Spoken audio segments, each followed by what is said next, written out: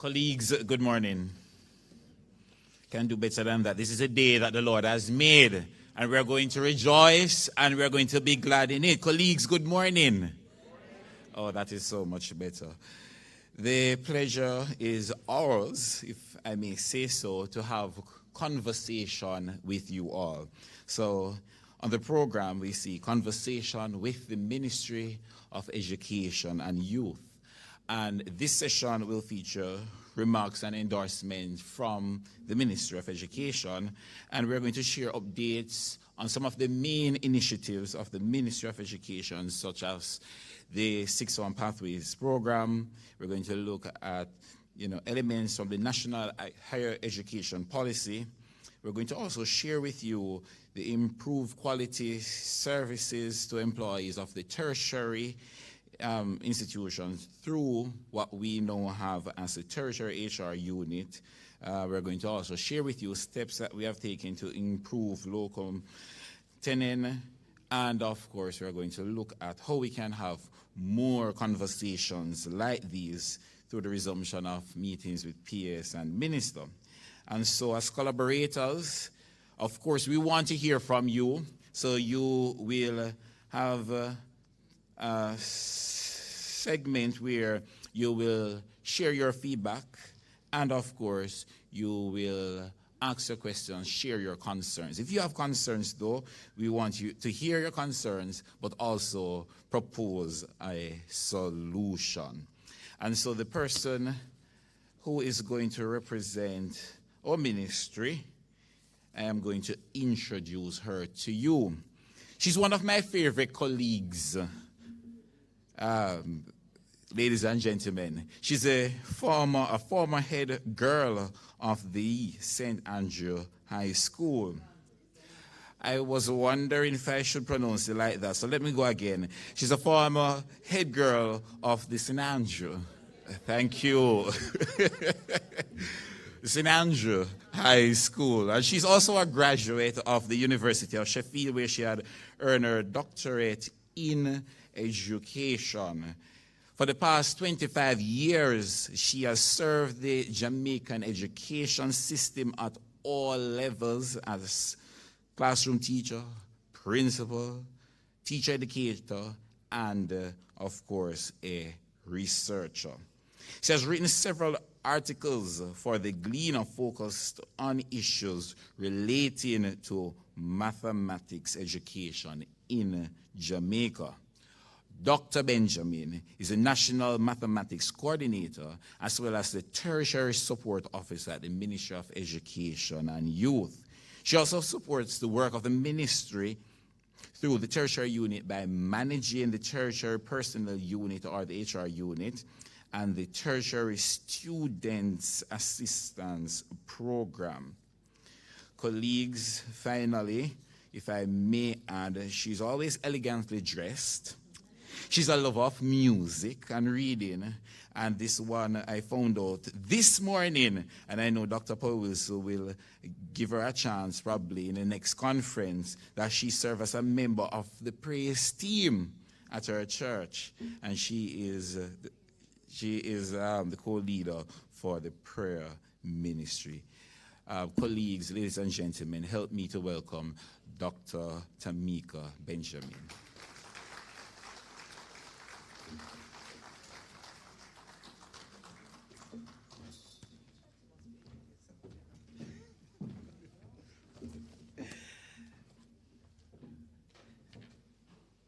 Dr. Donna Powell-Wilson, Executive Director of the Council of Community Colleges of Jamaica. Dr. Orville Beckford, Chairman of Council. CCCJ Council members, principals, presidents of the colleges, the community colleges, multidisciplinary and polytechnic colleges. Miss Ruth Chisholm, Country Program Director, Advanced Program in Jamaica, FHI 360, other representatives from our community colleges and presenters, good morning. No, me not like that one either. Good morning. I trust that you are having a wonderful conference, and that this opportunity to come out of your regular workspace and kind of breathe and think a little bit more deeply about things that are being shared with you has been beneficial so far. So I'm going to share with you, it's a pleasure being here. It's a pleasure for me being driven here. I was glad I didn't have to drive. That makes a big, big difference. And it's a pleasure to be able to be here and to participate in your conference this year representing the Ministry of Education and Youth. I'm going to share some brief remarks and then provide some updates on some of the issues that my colleague, Mr. James, would have referenced in his opening remarks to the session. So first I want to thank you for inviting us as representatives of the Ministry of Education and Youth to participate in your 20th anniversary celebrations and this year's CCCJ conference. CCCJ has been and continues to be a vital part of Jamaica's higher education sector. For more than 40 years, member institutions have been providing a variety of educational opportunities for students, many of them who would have probably ended their educational pursuits at the end of grade 11. Currently, our data shows us that you have put approximately 13% of the higher education sector registered in your institutions, and that's something that should be commended. With clearly that being an indication that there is a lot of room for growth. There is, however, an increased demand from the public and the private sector for trained and trainable employees in a broadened area of industries. And the CCCJ and its member institutions have an even greater opportunity to respond to these expectations, and clearly a greater opportunity to see growth in your individual student populations. Your anniversary theme, CCCJ at 20, Expanding the Possibilities, and your conference theme, Innovation and Inclusion, Strategies for a Post-Pandemic Education System, are therefore particularly apt given all that has happened in the education system over the past few years, and in particular over the past 2 years, since we have had to face the impact of the COVID-19 pandemic. It has been said many times since then that the pandemic severely disrupted education systems across the world. I don't think any country, or very few countries, were spared.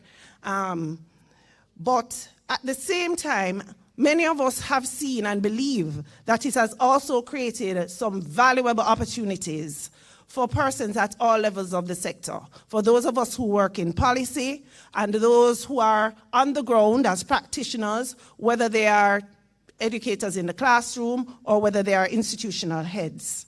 There are opportunities for us to be more innovative, to exercise greater levels of agility and responsiveness to the challenges which will continue to arise, and therefore create systems that can help us to support our institutions and the wider education sector to become more resilient. Educators, institutional heads, and policymakers really are at this point in time, we're all being challenged to ensure that our systems and institutions are going to be in a better position to respond to any future shocks.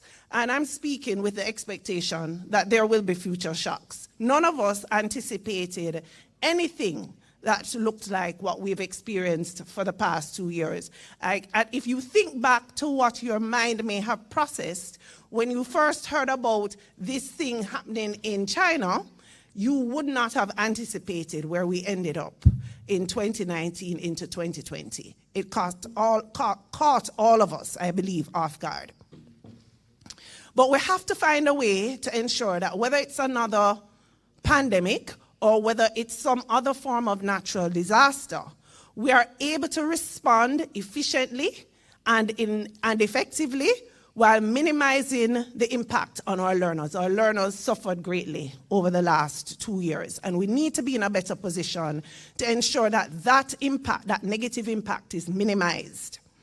The truth is There's been a lot of innovation in education preceding the pandemic. There are many examples of remote teaching and learning. Many institutions, including those locally, that would have implemented some form of distance learning systems. And there has been a lot of use of audiovisual and computer technologies to support teaching and learning for decades.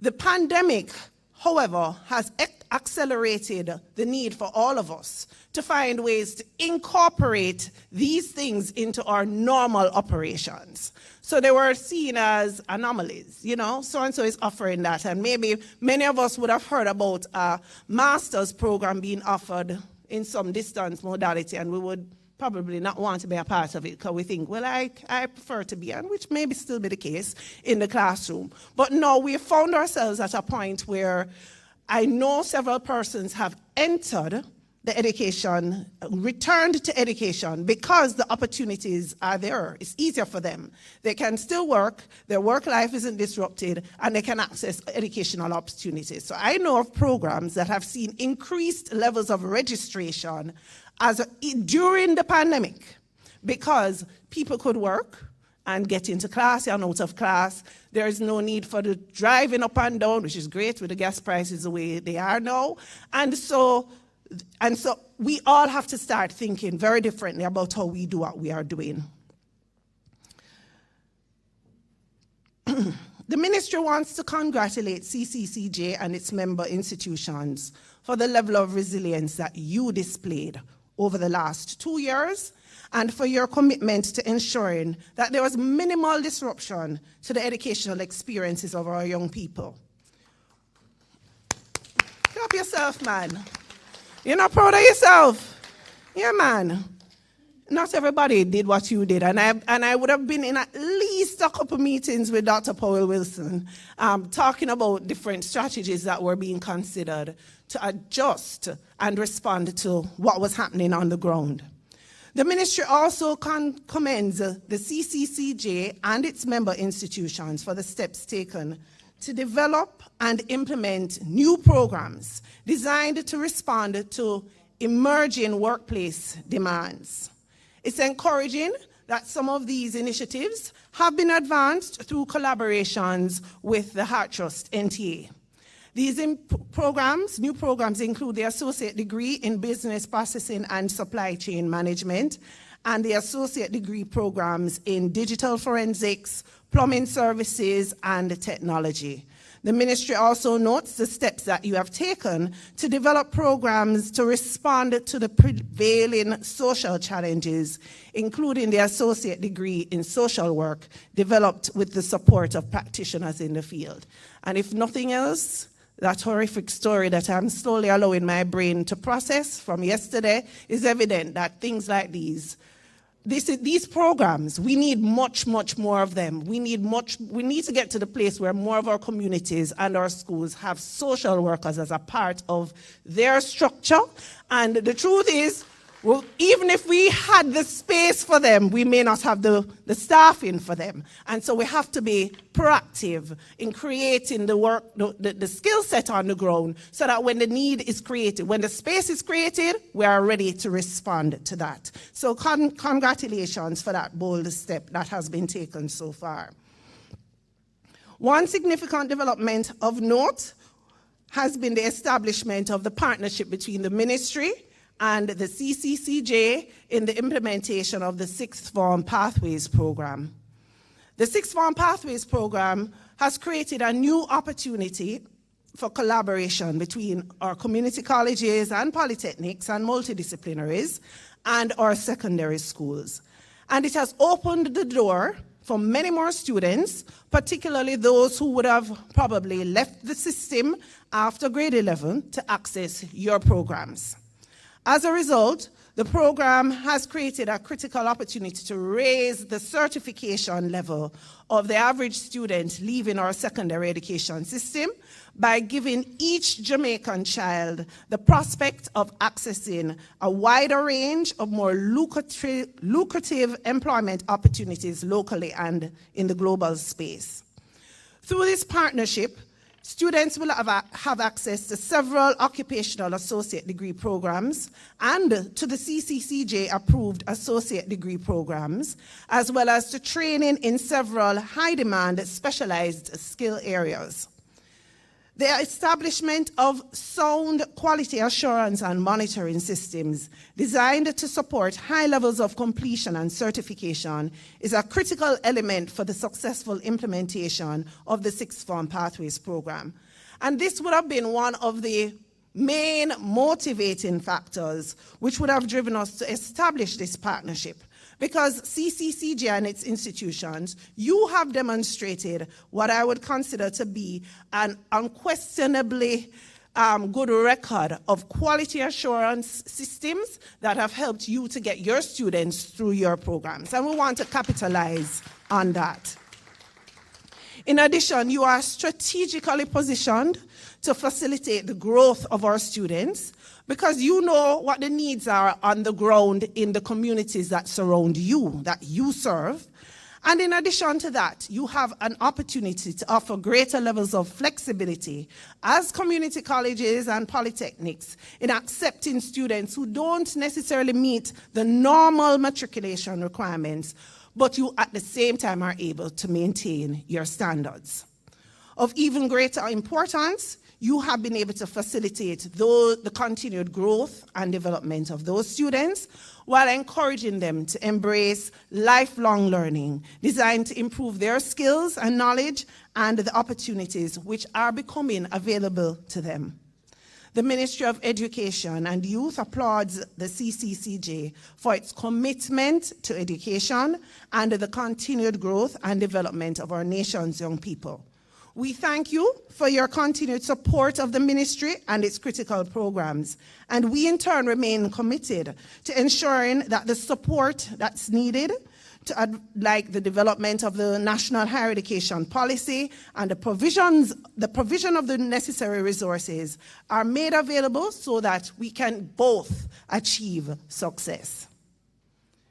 We look forward to the completion of this policy document, and I'll share a little bit more about it shortly, which is designed to establish a new governance framework for higher education, as well as to implement new systems to fund the sector. And we look forward to working with many of you who are already involved in the process to completing that document very shortly. So again, I want to congratulate the CCCJ on this significant milestone and to wish you best wishes for a productive conference, what's left of it, and your remaining anniversary celebrations. Now, just to touch on three points in terms of updates as it relates to the work of the ministry in relation to higher education. I would have mentioned that we have been working on establishing a national higher education policy. For those of you who have been in the sector long enough, you know that we currently really do not have a strong policy framework to undergird the work of the sector. And so steps have been taken. Last year, October, a very broad-based committee was established that has been working on developing the national higher education policy. We have identified 3 areas that need to be addressed through the policy. One is the establishment of a governance framework, with a recommendation being to establish a higher education commission. You will know that we have had the debates about the role of the UCJ and the role of JTech and the role of everybody else in the sector, and the policy document is currently has tried to establish clearer lines to establish what the commission will be and how it will function and the roles of the other supporting entities within the landscape. So that we have gotten pretty far in relation to that. There are also several proposals. We have one more presentation to make to the minister in relation to funding models And these would have been researched by a subcommittee, which would have included representation from the leadership of the community colleges. So I think 3 or 4 models for funding of the sector, not just the colleges, but the sector, have been put on the table. And so we'll be interrogating those to try and establish a model that creates greater levels of equity in terms of how publicly funded institutions receive their funding from the central ministry. So that's on the way. Another area that the policy document will cover speaks to doing some of the work you are already doing, how we will deal with the development of new programs, and in that regard, how funding for those programs will also be provided.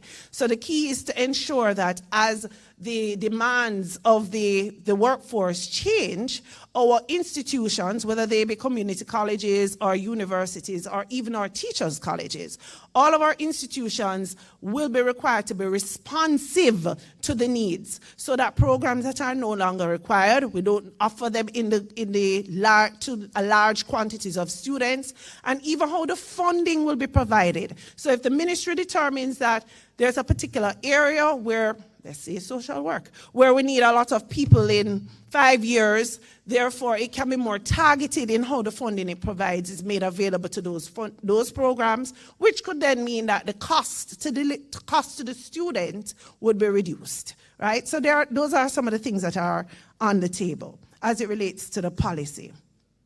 Another significant area that we have been working on as a ministry is to improve the quality of services offered to the staff of our tertiary institutions. And in 2019, the tertiary HR unit was established.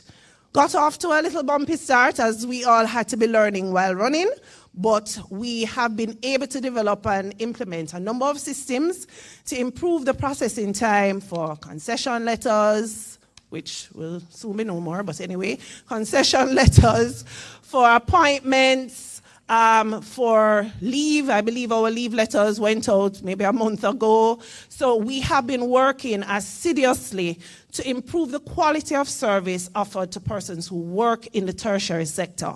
And we will continue to work on improving that. Where there are gaps, we try to maintain very consistent and open lines of communication with the institution heads and with their HR directors as needed, to ensure that where there are issues, they are addressed in a short period of time.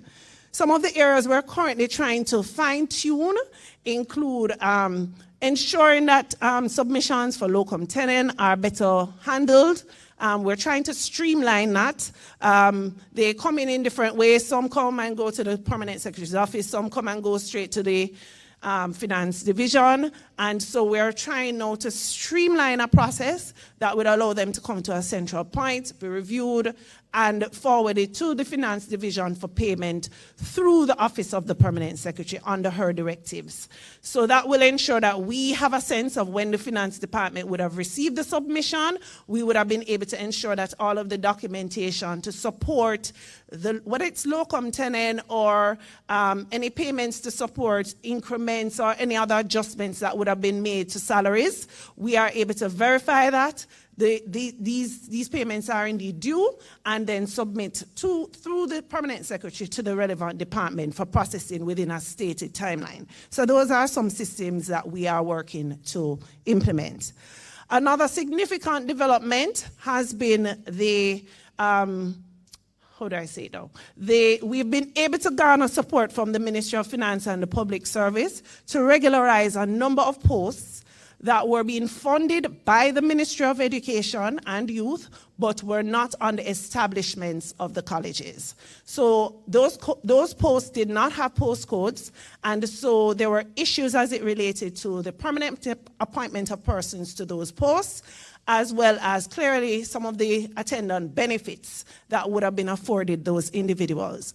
In a recent meeting we had with the Ministry of Finance, they have agreed that once we have been funding those posts, they will provide us with the post codes, and we are pretty advanced. I believe all but one institution has actually had their submission passed on to the organizational development unit, and we will be moving to send those over to the Ministry of Finance. So we expect that within the next 4 months, those posts will have codes and will then be able to proceed with completing the permanent appointments for the persons who are in those posts.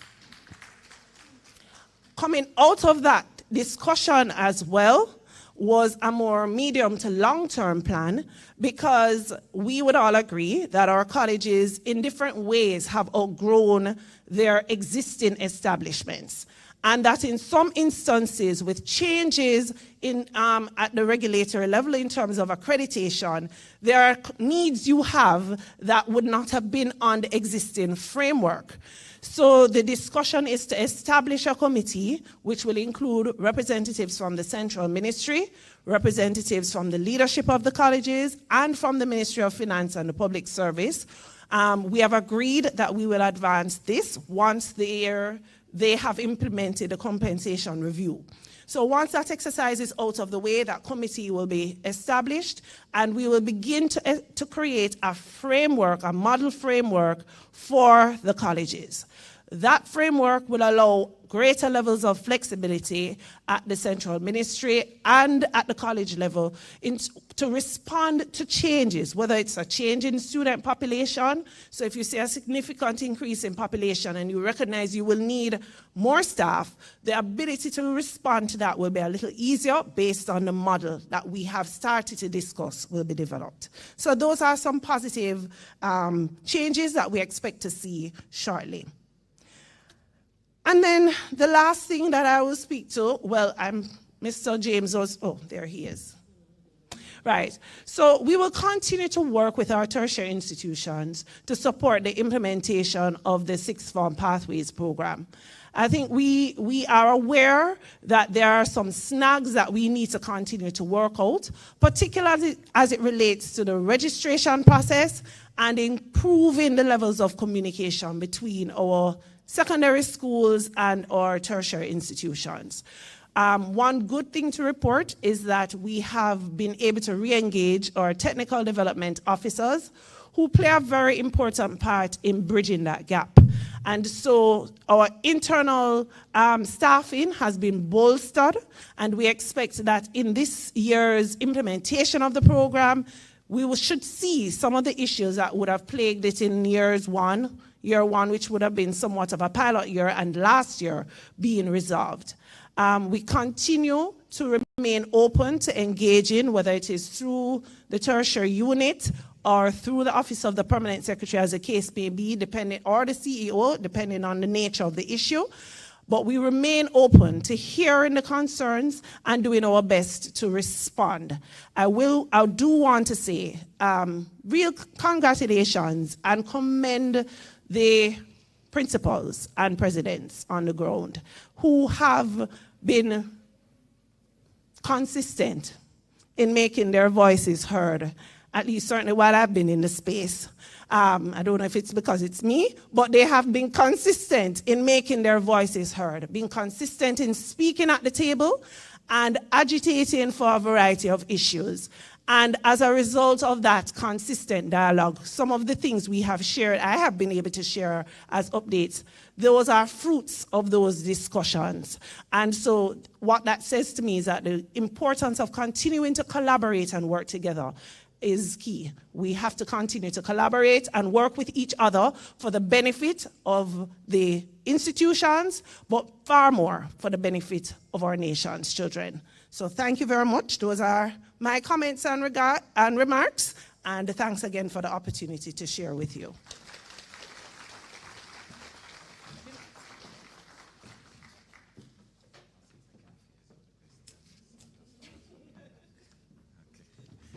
Thank you so much, Dr. Benjamin. Give her another round of applause. And surely we have heard of the initiatives and the improvements that the Ministry of Education and Youth has been doing for the tertiary sector, and more specifically for the community colleges. We have limited time, and I'm just going to ask you to Okay. All right. My apology. I was told that we have no time. Nonetheless, we want to hear from you. So I'm going to ask you if you can scribble your feedback on a sheet of paper and you can hand it to me so that we can take it back. If you desire, you can put your contact information there, your name, the institution that you are from, and a contact number so we will reach out to you. So Dr. Benjamin, thank you until even 1? Okay.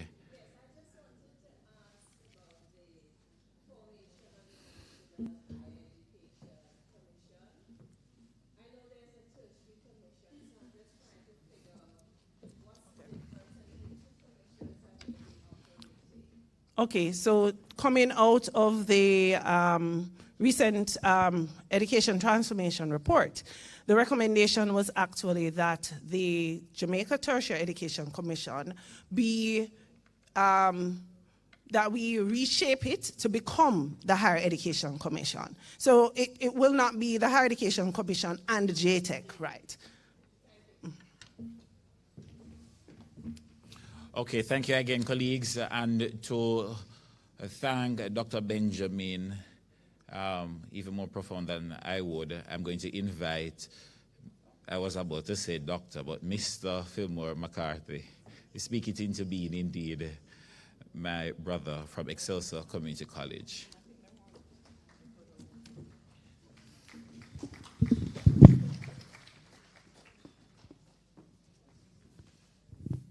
Thank you, Mr. Chair. I, was about to say that I'm here to express my appreciation for having a conversation. Fortunately, you take one question and as such, it is a conversation. So I want to really applaud you and to say thanks to you to come to us to provide us with an update. And I want to declare publicly that, as you have indicated, having come into this space, you have made a difference. And we have seen that difference in terms of our advocacy and the achievements. So thanks again for taking the time out to come and share with us. God bless you.